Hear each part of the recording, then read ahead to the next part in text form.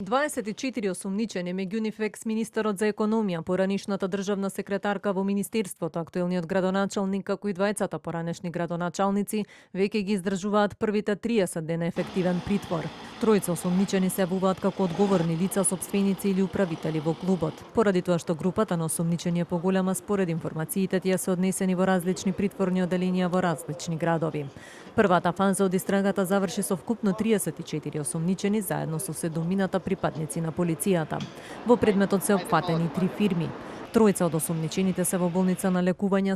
Според информациите од обвинителството, иако е завршена првата фаза од истрагата, истражните мерки продолжуваат со нови сослушувања и собирање на докази.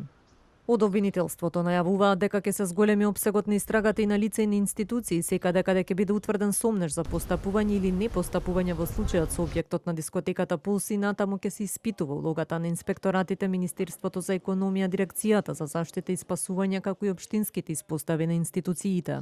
Доколку се обезбедат докази, во истрагата ќе бидат офатени други засега неутврдени лица, кои ако биле свесни дека поради нивното сторување или несторување може да настапи штетна последица, се согласиле со нејзиното настапување и придонере за катастрофалниот исход. Обвинителството вчера отвори официјална истрага за трагедијата, посочувајќи дека до неа довеле верижните пропусти и незаконите действија на одговорните и службените лица.